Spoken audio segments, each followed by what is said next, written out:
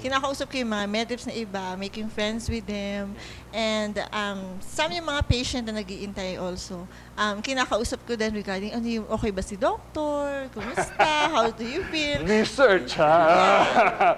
Ano As a bang medrep kilitin talaga, niya? Yung ganun ba? yeah, kailangan din talaga ng research para lang makasundo si doctor. And pagdating naman sa doctors, pag nagko-cover na kami, I need to enter with a smiling face.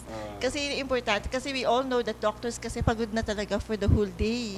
Sa dami ng patient talaga nilang inaasikaso. So talagang kailangan pagdating mo dun sa kanila, nakasmile ka para naman gumaan-gaan yung feeling Pero nila, doctor. how do you generate a smile? I mean, you just say, a smile? A big smile, actually. But I mean, do you internalize anything? Meron bang iniisip na happy thoughts na bago kayo pumunta doon na medyo pagdating niyo talaga totoo? Hindi yung talagang fake? Yes po. Okay. Ginagawa niya? Yeah, of course. Okay. Ano yung iniisip niyo? Ako iniisip ko na mapasaya si doctor. Yeah. Yeah, Song and dance? Hindi ka nagsasong and dance? No. Hindi ba song and dance? Of course not. Okay, si Evelyn naman. Ako, sir, while waiting sa doctors, minsan kasi binabasa ko yung sa pagdi-details para pagpasok kay doctor, alam ko yung if ever na maitatanong siya sa akin, alam ko kung paano kong isasagot yung tanong niya. And at the same time, habang antay ako sa kanya, minsan nag-internalize na rin ako kung paano ko ba i-detail kay doctor. O kaya, kasi sir, hindi naman lahat ng doctor is approachable as my doctor. Diba? May doctor na minsan yung talagang yung sinasabi nga ni Janet na toxic, minsan masisigawan ka, or talagang minsan parang, napipirmahan ko na lang yung ganon. So, sir, minsan, syempre, naisip ko, mabalikan din kita. I shall return. Ganun ha? Yun, sir. Okay. So, the doctors here have been talking about heart. Bakit nyo ginagawa ito? May purpose ba kayo? Ano bang, totoo ba ito yung talagang iniisip nyo na makakabuti sa inyo, doktor, ito? Makakabuti sa pasyente? Kasi sir, di ba, since na yung mga doctors namin this is self-serving, but what do you think? What do you think of? What's in your mind when sir, you go parang there? kasi yung gamot namin is syempre, of course, sa hypertensive, kagaya ng mga ganon. Yung doctor namin, alam naman namin na maganda rin yung gamot na i-offer namin, and I believe in my products, of course, dapat ganon. So, sir, kaya nga dapat maayos yung pagdi-detail mo kay doc para alam mo niya or alam mo pagka tinanong ka niya.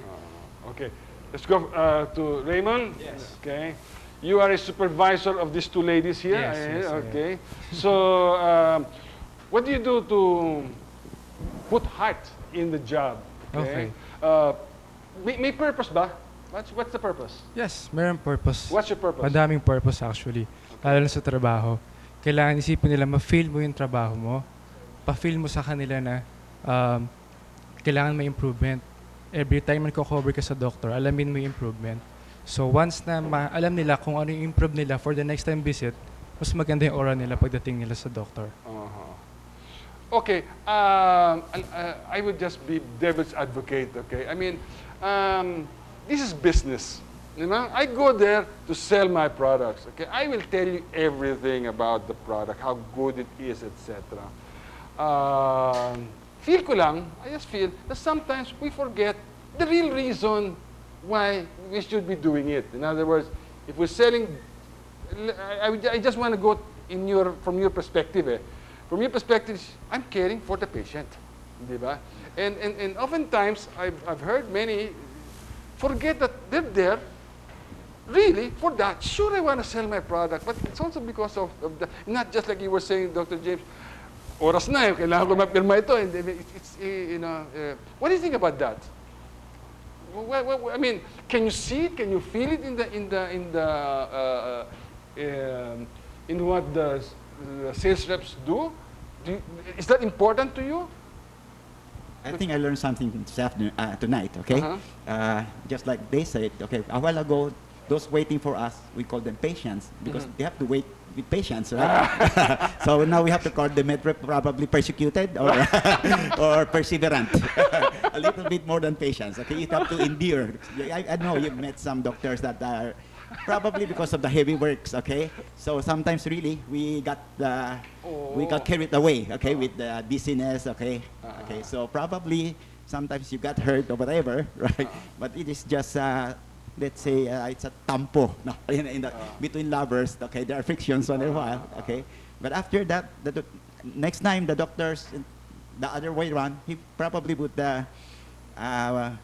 be more careful, okay, in treating you, okay. Right. So it's a good night tonight. So we get reminded that we should treat you as human beings, okay. That's great. Doctor? Sa akin, for me, I have two clinics. You know, in my clinic, well, in Fairview, wherein I don't see the people waiting, I tend to let them just wait, meaning, because it is my secretary there who really controls that. Although, in my clinic in Kamuning, when I have a big glass thing there, I can see people sitting there.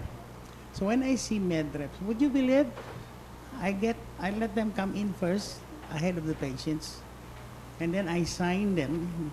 If they have a new product, if they have to present a new product, okay, let's talk about the next meeting. Yes, let me sign. Anyway, I know your product. It's all right with me, okay? It's doing fine. You can leave your samples, we give it to the patients, and if you have a new product, let's talk about it later. So madalas yan, I really let them go ahead of the patients because walang upuan yung pasyente ko.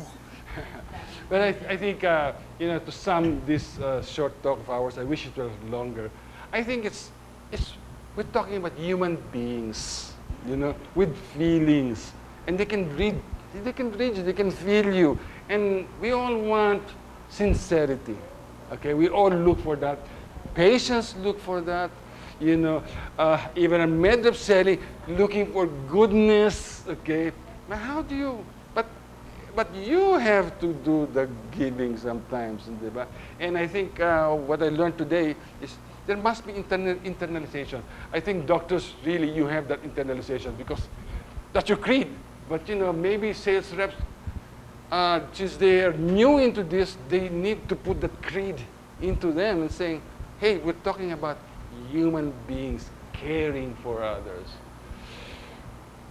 That's all we have for this section. I wish it was much, much longer, and I just want to thank all of you for joining us.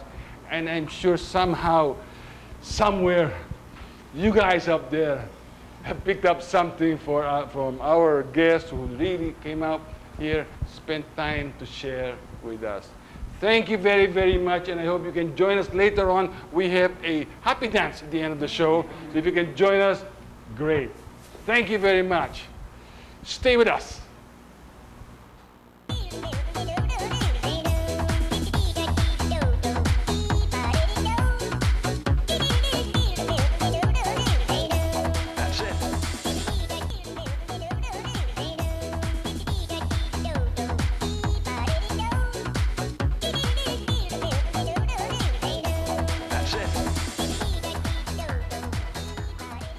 This time, we have a journalist from Business Mirror, someone who writes about marketing.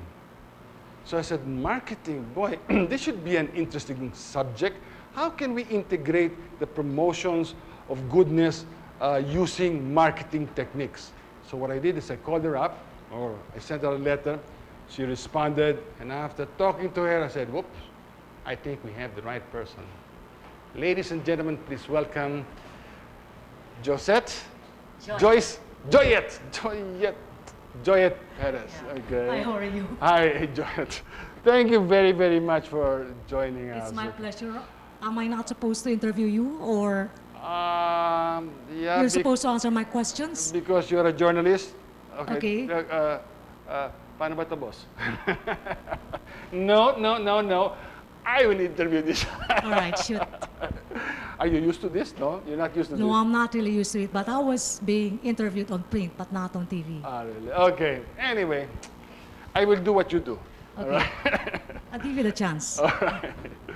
Okay, maybe we can start by you telling our audience a little about yourself. Okay? Why marketing? You know, what got you into writing for Business Mirror, specifically for marketing? Okay, I've had about 12 years romance with marketing that led me to the exposure of writing and editing a section devoted to it and the broader sense of marketing. Okay.